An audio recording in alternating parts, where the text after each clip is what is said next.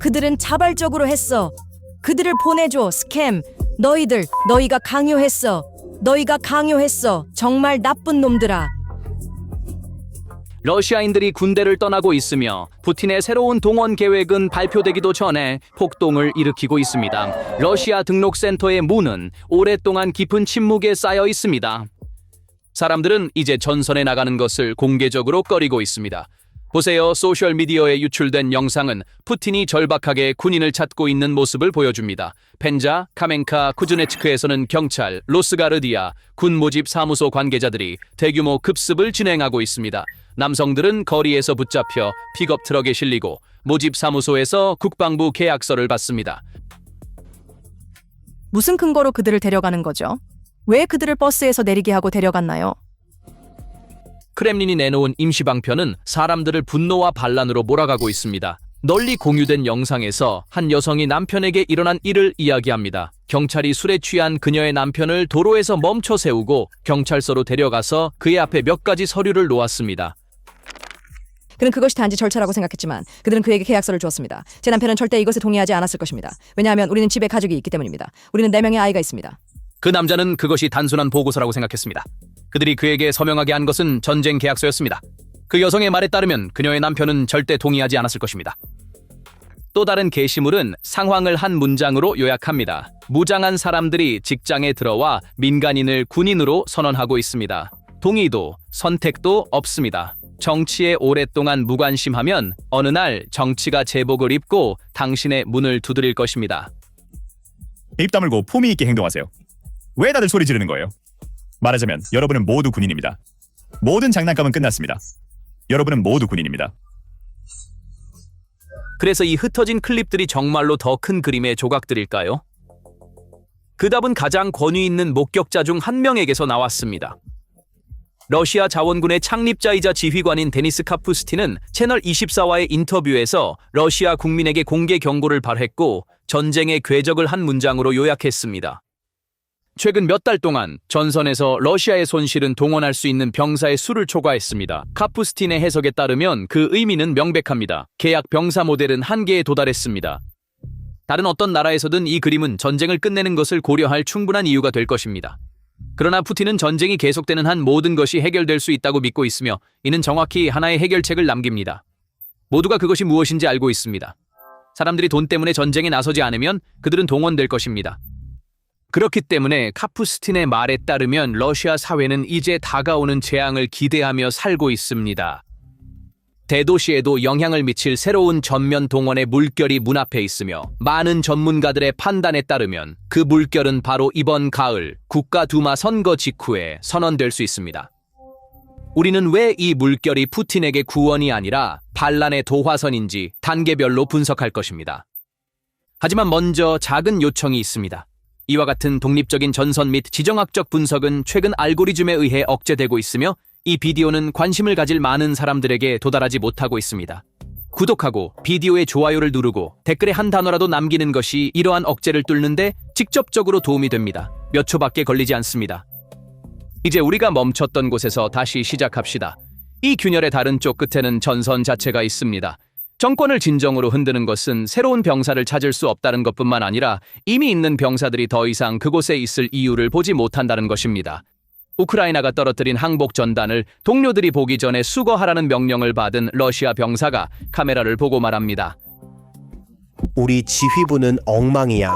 우리를 전단을 수집하러 보냈어. 이렇게 싸우고 있어. 우리 지휘부는 엉망이고 우리 임무도 이 삶에서 엉망이야. 여기에는 좋은 것이 없고 여기에 있을 이유도 없어. 한쪽에는 싸울 사람을 찾지 못하는 국가가 있다. 다른 쪽에는 싸울 이유를 찾지 못하는 군대가 있다. 같은 붕괴의 두 끝이다. 그렇다면 이 모든 것에 대한 정치적 대가는 무엇일까요? 정치학자 아바스 갈랴모프의 대답은 냉정합니다. 그의 해석에 따르면 모두가 이미 동원이 일어났다는 것을 기억하고 있으며 새로운 물결이 이전과 똑같이 죽음으로 향할 것이라는 것을 즉시 이해합니다. 러시아가 총알바디로 싸운다는 소식은 일종의 상식입니다. 그러니까 이후에 당국은 완전히 정당성을 잃고 완전히 단순히 미움을 받을 것입니다. 이것은 먼 반체제 인사의 과장이 아닙니다. 러시아 기자 드미트리 보리센코는 카메라 앞에서 푸틴과 국가 두마의 사임을 공개적으로 요구하고 있습니다. 그의 견해로는 이것은 끔찍한 내전으로 반복적으로 이어진 길입니다. 현재 당국이 나라를 피비린내 나는 내전으로 이끌고 싶지 않다면 그렇다면 그들은 사임할 용기를 가져야 합니다. 내전과 러시아의 붕괴를 막을 수 있는 유일한 방법입니다. 그래서 우리 앞에 놓인 그림은 이렇습니다. 돈으로 군인을 모을 수 없는 정권이 이제 거리에서 그들을 데려가기 시작했고 바로 그 행동으로 인해 꺼지지 않을 도화선에 불을 붙이고 있습니다. 이 도화선이 처음에 어떻게 여기에 생겼을까요? 시베리아의 평범한 시골 마을에 있는 군 모집 사무소를 살펴보겠습니다. 군대의 위험을 반영하는 대형 선전 포스터가 벽에 걸려 있습니다. 책상에 앉아있는 공무원은 한 명의 지원자가 문을 열고 들어오기를 몇 시간째 기다리고 있습니다. 과거에는 군대에 입대하는 것이 높은 실업률로 고통받는 이 지역에서 안정적인 수입을 확보하기 위한 합리적인 선택으로 여겨졌습니다. 그러나 오늘날에는 그 건물들 안에 깊은 침체감만이 남아 있습니다. 이 고립의 모습은 이 한 마을뿐만 아니라 우랄 산맥에서 서쪽 국경까지 이어지는 수천 개의 정착지에서 반복됩니다. 국가 공식 매체가 제시하는 빛나는 승리 보고서는 전선에서 마을로 돌아오는 봉인된 관이 만들어내는 냉혹한 현실 앞에서 신뢰를 잃습니다. 이 상황은 민간인들의 마음속에서 군사적 승리의 환상을 깨뜨리며 조용하지만 강력한 민간 저항의 벽을 쌓고 있습니다. 사회는 자신의 친척, 이웃, 친구들의 부재를 통해 전쟁의 무거운 대가를 직접 경험하고 있습니다. 마을 거리를 돌아다니는 젊은 인구가 눈에 띄게 줄어들었다. 일부는 이미 전선으로 보내졌고 다른 일부는 징집을 피하기 위해 쥐하 경제에서 일하기로 선택했다. 사람들이 더 이상 그 문을 지나가지 않는 이유는 전선에서 마을로 돌아오는 봉인된 관이 만들어낸 냉혹한 현실에 있습니다. 국가기구는 거리의 이 침묵의 저항을 깨기 위해 돈의 힘에 의존하고 있습니다. 설득실에서 제공되는 계약 보너스는 시간이 지남에 따라 천문학적인 수준으로 상승하여 22,000달러에 이르렀습니다. 이 금액은 시골 지역에 사는 가족이 몇 년 동안 일해도 모을 수 없는 돈으로 처음에는 시스템을 풀어줄 마법의 공식으로 여겨졌습니다. 그러나 현실은 죽음의 위험 앞에서 돈이 구매력을 잃었다는 것을 보여줍니다. 돈의 동기부여력이 약해지면서 지역 행정부는 이러한 지급을 위해 자체 민간 인프라 자금을 고갈시키고 있으며 시스템은 내부에서부터 황폐화되고 있습니다. 이 건물은 항상 이렇게 조용하지 않았습니다. 실업률이 높은 지역에서는 등록하는 것이 합리적인 선택이었고 안정적인 수입이었습니다. 오늘날 그 논리는 깨졌고 그 이유를 이해하는 것이 전체의 위기의 핵심입니다. 계약 모델의 원천은 항상 지역이었습니다. 대도시인 모스크바, 상트페테르부르크의 주민들은 카푸스틴의 표현을 빌리자면 솔직히 말해서 전쟁에 가고 싶어 하지 않았다. 국가는 그 불만을 넘어서기 위해 돈으로 해결하려 했고 보너스를 엄청난 수준으로 올렸다. 지역과 시기에 따라 계약금은 20만에서 450만 루블까지 다양했다. 작년 위기 몇 달 동안 일부 지역에서는 200만에서 400만 루블을 제공했습니다. 숫자가 국가가 새로운 계약을 체결하는 사람에게 최대 1000만 루블, 대략 13만 9천 달러의 부채를 탕감해주는 지점에 도달했습니다. 그러나 어느 시점 이후로는 돈이 더 이상 죽음의 위험을 사지 못합니다. 카푸스틴은 이 벽을 한 문장으로 요약합니다. 사람이 250만 루블에 가지 않으면 150만 루블에도 절대 가지 않을 것입니다. 아마도 그는 300만 루블에 갈지도 모르지만 그 300만 루블은 어디선가 나와야 하고 그 돈은 더 이상 존재하지 않습니다. 경제는 객관적으로 현금 기근 상태에 있습니다. 이러한 지급을 계속하기 위해 지역들은 자체 민간 예산, 도로 및 학교 기금을 소모하고 있습니다. 그래서 결과는 무엇이었을까요? 숫자는 카푸스틴의 말을 한마디 한마디 확인해 줍니다.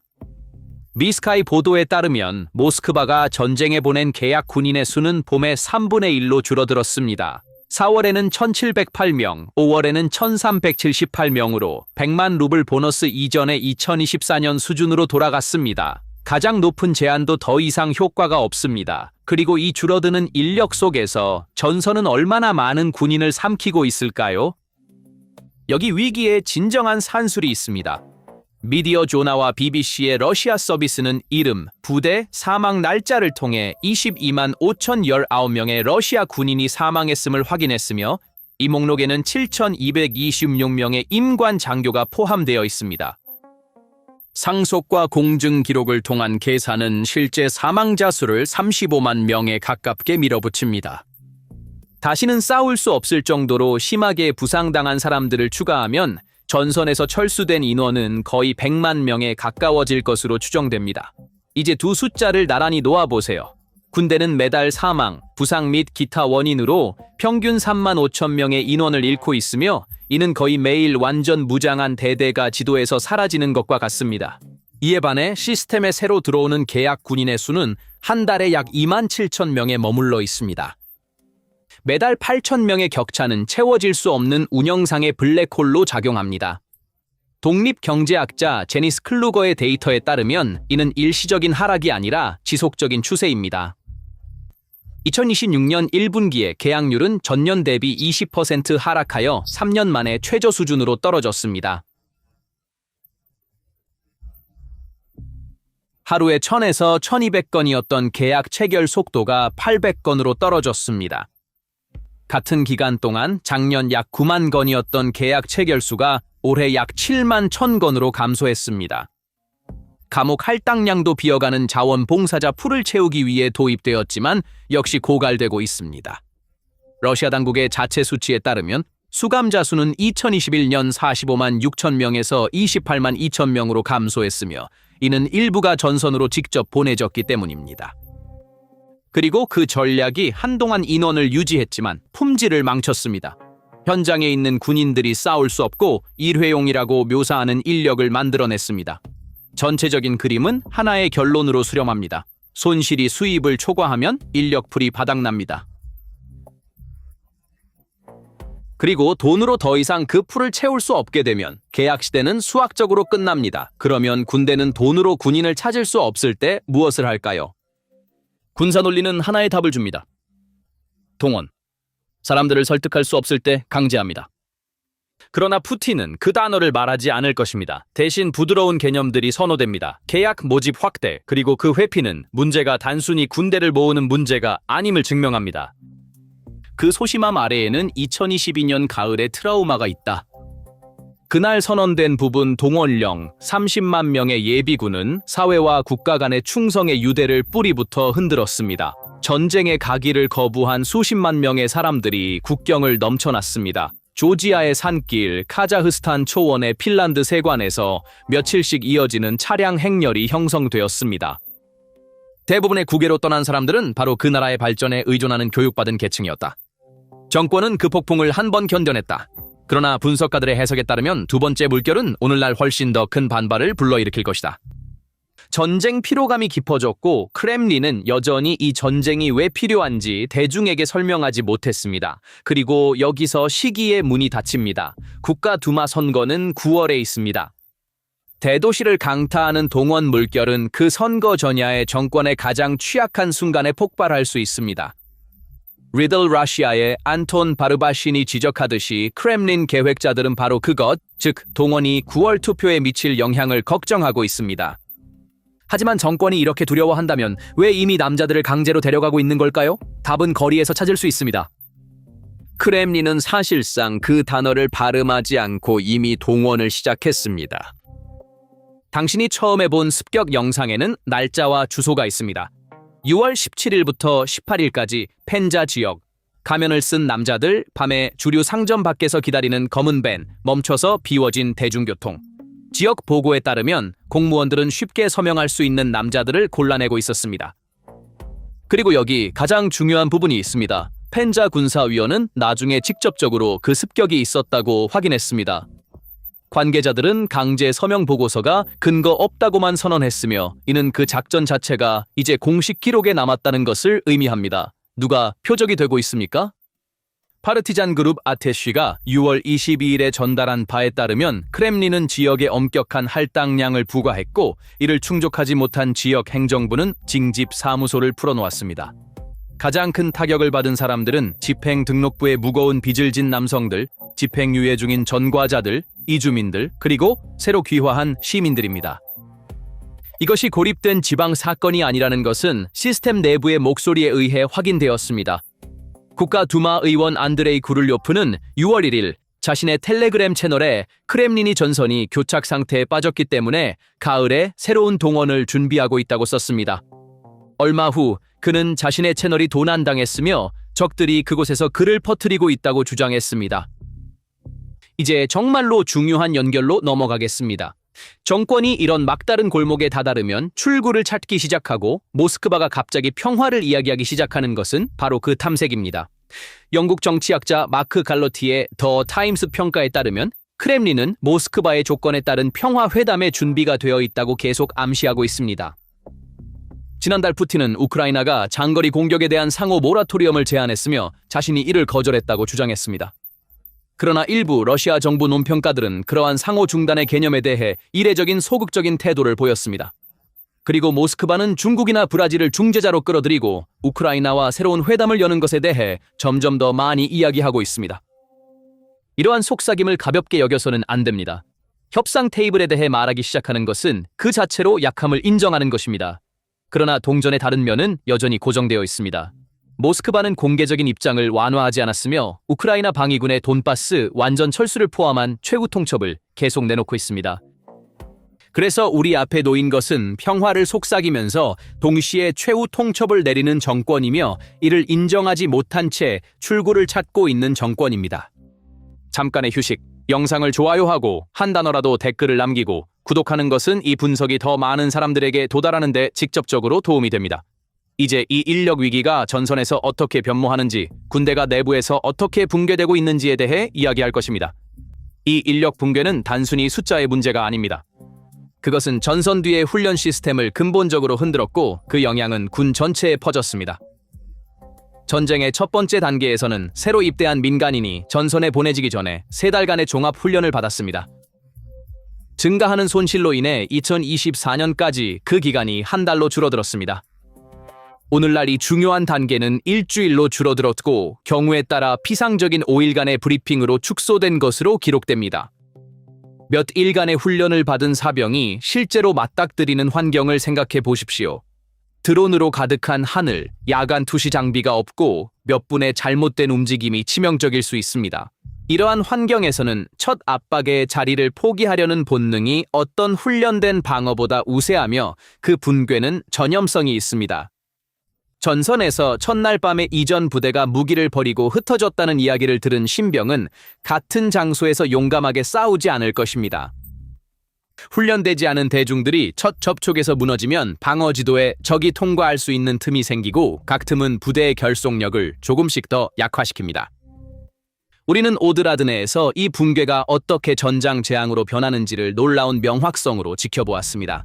군사 공병들은 이곳에 깊은 참호, 대전차 도랑, 지뢰밭을 몇 달 동안 구축했습니다. 몇 달 동안 종이상으로는 통과할 수 없을 것처럼 보였던 공병 단지가 훈련되지 않고 사기가 저하된 수비대가 배치되어 몇 시간 만에 무너졌습니다. 깊은 국가의 지역평가에서 도망칠 수 있었던 사람들, 도망친 사람들은 군대의 전투 의지가 얼마나 약화되었는지를 요약하는 고백의 성격을 띠고 있습니다. 이렇게 큰 방어선에서 단지 56명의 병사만이 잃었다는 사실은 부대가 싸우기보다는 신속히 전선을 떠났다는 것을 보여줍니다. 이 미숙한 집단들이 겪는 전염성 있는 공포는 다른 참호로도 퍼져가는 심리적 뿌리로 발전하고 있습니다. 전장에서의 통제되지 않은 붕괴 경향은 국가의 물류 및 행정 구조를 악순환에 빠뜨리고 있습니다.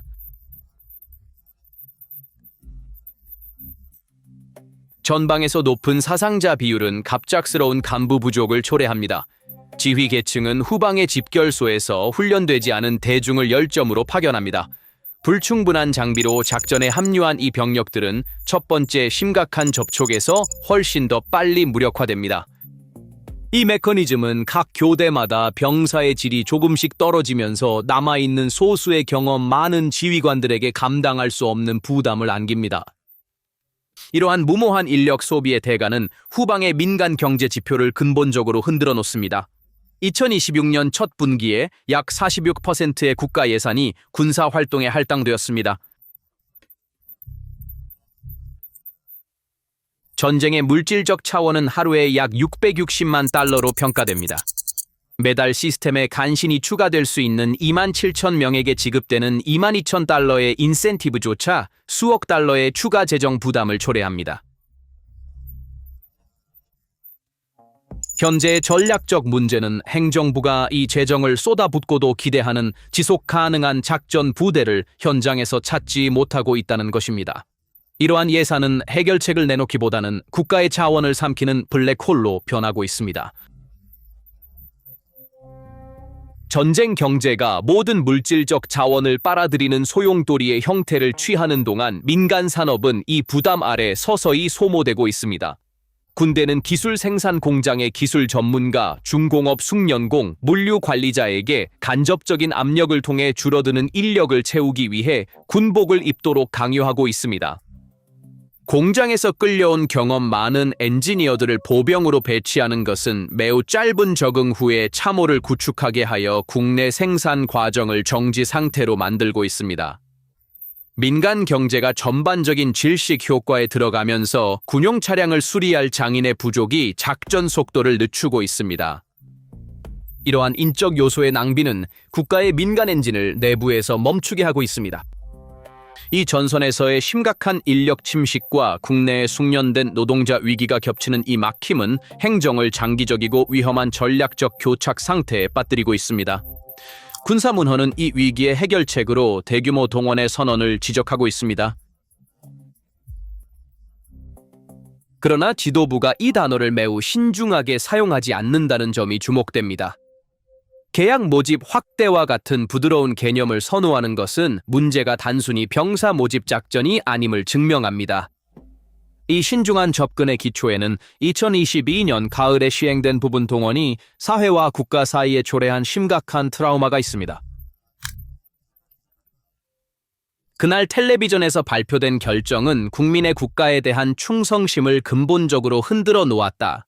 전쟁에 참여하기를 원하지 않았던 수십만 명의 시민들이 전례 없는 불안의 물결로 국경 게이트로 몰려들었다.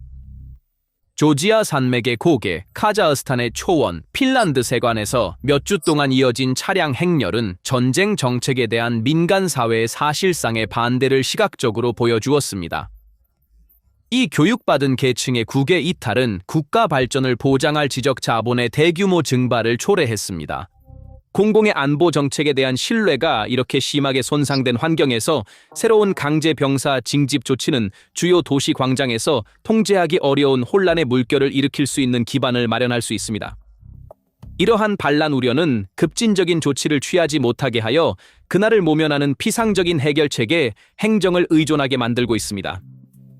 자신의 거리에서 병사를 모을 수 없는 구조는 절망의 또 다른 반영으로 동맹국의 인력에 눈을 돌렸다. 우즈베키스탄, 타지키스탄, 키르기스스탄 시민인 노동자들이 거주 문서를 구실로 군대에 끌어들이려 한다는 정보가 유출되어 이들 국가의 수도에서 큰 정치적 반응을 일으키고 있습니다. 안보 인식이 흔들린 이 아시아 공화국들은 중국의 궤도로 방향을 전환하고 있습니다. 자국의 인구 문제를 외교로 끌고 가는 국가는 스스로 만든 체스 게임에서 영향력을 좁히며 궁지에 빠지고 있습니다. 핀란드 대통령 스톱의 분석적 통찰에 따르면 공격을 수행하는 측은 방어제에 비해 1대 8이라는 무서운 사상자 비율로 징역하려 하고 있습니다. 현대 사회가 수십 년 동안 이 정도의 침식을 견딜 수 없다는 것은 분명합니다. 제2차 세계대전 시기에 소련군은 막대한 대륙적 승리를 거두었고 몇 년 만에 여러 수도에 도달하면서도 인명 피해를 감수했습니다. 오늘날 비슷한 강도의 인명 손실을 겪으면서도 작은 마을들은 몇 달간의 강력한 포격 후에야 통제되고 있습니다. 인구 구조가 고령화되고 출산율이 약화되는 사회에서 이 정도 규모로 잃어버린 세대를 단기 또는 중기적으로 대체하는 것은 엄청난 문제입니다. 지불한 인구학적 대가와 지도상의 진전 속도 간의 불균형은 현재 전략의 인간 중심적 지속 불가능성을 문서화합니다.